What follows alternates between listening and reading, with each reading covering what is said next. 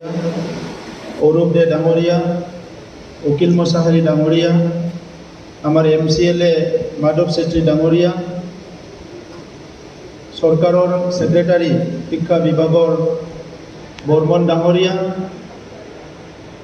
আমাৰ শিক্ষা বিভাগৰ ডাইৰেক্টৰ ব্ৰহ্ম ডাঙৰীয়া আৰু উপস্থিত শিক্ষা বিষয়াসকল, সাংবাদিক বন্ধুসকল আৰু আজি যিসকলে অশেষ অপেক্ষাৰ পিছত অশেষ কষ্ট কৰাৰ পিছত এপইণ্টমেণ্টটো পাবলৈ সক্ষম হ'ব,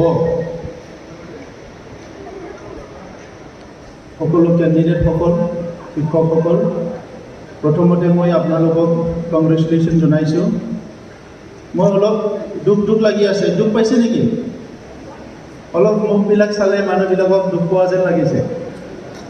দুখ হৈছে নেকি কিবা? হোৱা নাই? আচ্ছা, আজিৰ পৰাতো ভালে হ'ব না? ফেচবুকবিলাকত, টুইটাৰবিলাকত মই নাই, আমাৰ পাৰ্টিৰ মানুহবিলাকে চাই কিবা এটা বোলে মোৰ ওলালে নিউজবিলাকত লিখে, এই বেটা এপইণ্টমেণ্টটো কেতিয়া দিবি, পালে বোলে লেকচাৰ বাদ দিয়ক বুলি। কিবা এটা নিউজত ওলালেকে কয়, তোমাৰ লেকচাৰ শুনিবলৈ অহা নাই, এপইণ্টমেণ্ট কেতিয়া দিবি বেটা। যিয়ে নহওক, সেইটো মানুহৰ কেৰেক্টাৰ হয়। কিন্তু অলপ ধৈৰ্যশীল হ'ব লাগে, কাৰণ আমি বিশ্বত মই অকলেৰ কাৰণে অহা নাই। Each one of us is responsible for all of us for everything বুলি এটা কথা আছে। Each one of us is responsible for all of us for everything. আমি সকলোৱে সকলোৰে কাৰণে, ভাল বেয়া সকলোৰে কাৰণে ৰেছপনচিবল। এইটো হ'ল ডাঙৰ থিয়ৰী। আপোনাৰ যেনেকুৱা সমস্যা আছে, বেলেগৰো সমস্যা আছে। এতিয়া আজিৰ পৰা আপোনালোকৰ সমস্যা সমাধান অহাকালি বাক্সা, ওদালগুৰি, পৰহি পাই যাব। এতিয়া আৰু প্ৰাইমাৰী আৰু UP আৰু LP লাগিছে মানে। তেখেতসকলে একে আৰম্ভ কৰিছে, লেকচাৰ বাদ দিয়ক, এপইণ্টমেণ্ট দিয়ক। ইফালে আমাৰ SSAত এপইণ্টমেণ্ট পোৱাসকলে কৈছে, কিয় মানে 10বিলাকক 50% বাঢ়াই দিছে।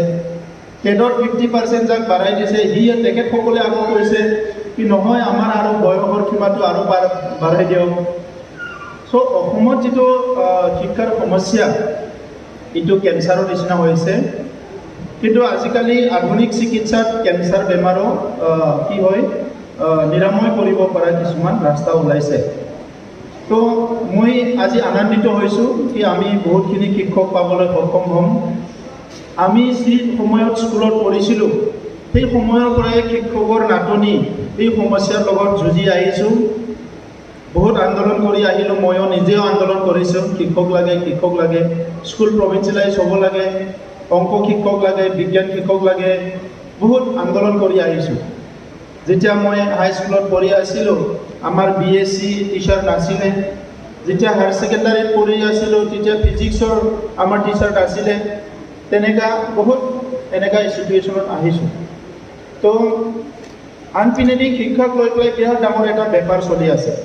প্ৰাইভেট স্কুলবিলাকতো চলি আছে নিজৰ লাইনত, কিন্তু স্কুল প্ৰভিঞ্চিয়েলাইজ হোৱাৰ নামত বহুত ডাঙৰ বেপাৰ চলে। শিক্ষক নিযুক্তি হোৱাৰ নামত বহুত ডাঙৰ বেপাৰ চলে। অসমত চাকৰি বাকৰিৰ নামত বহুত ডাঙৰ বেপাৰ বহুত দিনৰ পৰা চলি আছিলে। যেতিয়া যোৱা 5 বছৰত BJP গভৰ্ণমেণ্ট আহিল, সৰ্বানন্দ সোণোৱাল ডাঙৰীয়া আৰু হিমন্ত বিশ্ব শৰ্মা ডাঙৰীয়া, তেতিয়াৰ পৰা সেই কৰাপশ্যনটো লাহে লাহে অলপ এপইণ্টমেণ্টৰ ক্ষেত্ৰত চেক হৈছে।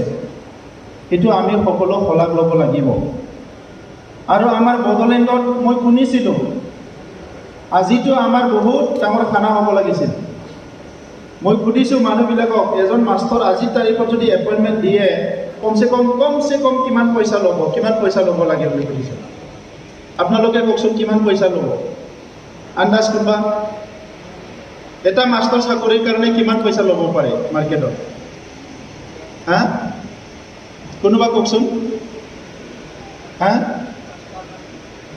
আপোনালোকে দিয়া বুলি কোৱা নাই মই।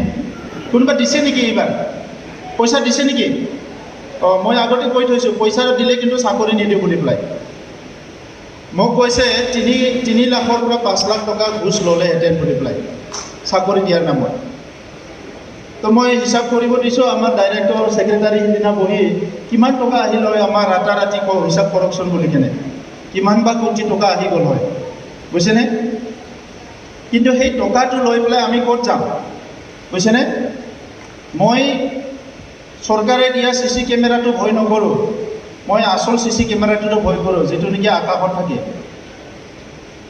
আপোনালোকেও মনত ৰাখিব ঈশ্বৰৰ CC কেমেৰাটোহে চবচে ডাঙৰ এই CC কেমেৰাটো আপুনি বন্ধ কৰি থ'ব পাৰে এইটো লুকাবও পাৰে আপুনি কিন্তু ঈশ্বৰৰ CC কেমেৰাটো কোনো লুকাব নোৱাৰে তো সেইকাৰণে মই এইটোকে ক'ব বিচাৰিছোঁ আজি আপোনালোকক পাই আমি আনন্দিত হৈছোঁ ইয়াত বিভিন্ন বয়সৰ মানুহ আছে কিন্তু আমাৰ যিখিনি ৰিকুৱাৰমেণ্ট আছিলে সেইটো ফুলফিল হোৱা নাই বড়ো মিডিয়ামৰটো বহুত টিচাৰ খালী ৰৈ গ'ল হিন্দী টিচাৰ ছায়েন্স টিচাৰ এইবিলাক খালী ৰৈ গ'ল হাইস্কুলত আমাৰ অসমীয়া মিডিয়ামত বহুতখিনি ফুলফিল হৈছে কিন্তু হিন্দী টিচাৰ ফুলফিল হোৱা নাই সেইটো আমি ফুলফিল কৰাৰ কাৰণে কাম কৰিম আমাৰ এতিয়া সবচে প্ৰায়ৰিটিটো হৈছে এডুকেশ্যন বড়োলেণ্ডত সবচে প্ৰায়ৰিটিটো এডুকেশ্যন কিন্তু ইমান দীঘলীয়া প্ৰব্লেমবিলাক সমাধান কৰিবৰ কাৰণে সুস্থ মগজত ভাবিবলৈ আমাক অলপমান চান্স দিব লাগিব যদি বহুত বেছি প্ৰেছাৰ দিয়ে তেতিয়া মানুহে চিন্তা কৰিব নোৱাৰা হয়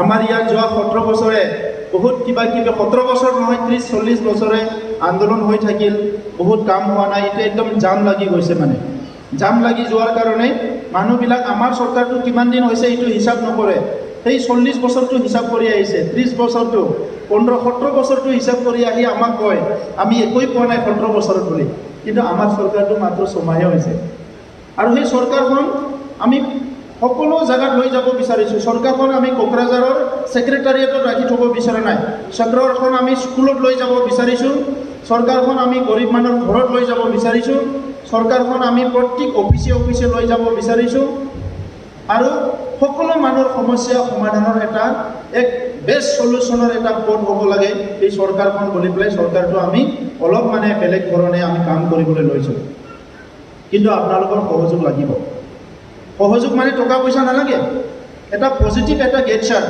যে এপ্ৰিচিয়েশ্যন বহুত বাহ বুলি হাত চাপৰিও দিব নালাগে সদায় টুইট কৰিও ক'ব নালাগে এটা মানসিক অলপ মানে পজিটিভিটি এইটো তো সেইকাৰণে এতিয়া মানুহবিলাকে কি কয় বহুত বছৰ বহুতে নাটক কৰিলে নাটক কৰি আমাৰ কি হৈ গ'ল চব নাটকৰ নিচিনা হৈ গ'ল এই ৰাজনীতিটো নাটকৰ নিচিনা হৈ গ'ল কিবা এটা কৰিলে সেইটো নাটক কৰিছে বুলি কয় যদি আপুনি হৃদয়ৰে কাৰোবাক ভাল পায় যদি 100 টকা দিছে তেতিয়াও সেইটো নাটক বুলি ক'ব নহ'লে ইলেকশ্যন অহাৰ কাৰণে দিছে বুলি ক'ব এইটো কিহৰ কাৰণে হ'ল যোৱা 30-40 বছৰত তেনেকুৱাই হৈ আহিছে সঁচাকৈ তো ইয়াৰ পৰা আমি অলপ পৰিৱৰ্তন কৰিব লাগিব চবেই মিলি সমাজখন গঢ়িব লাগিব আজি সমাজত যদি চুৰ ডকাইত বেয়া মানুহ আছে ইয়াৰ কাৰণে সেই চুৰ ডকাইতে দায় নহয় আমি চবেই সমানে দায় আমাৰ ছিষ্টেমে দায় এইকাৰণে সোণম ৱাংচুকে কৈ গৈছে যে it is not the students who fails it is the systems who fails ষ্টুডেণ্টে ফেইল নকৰে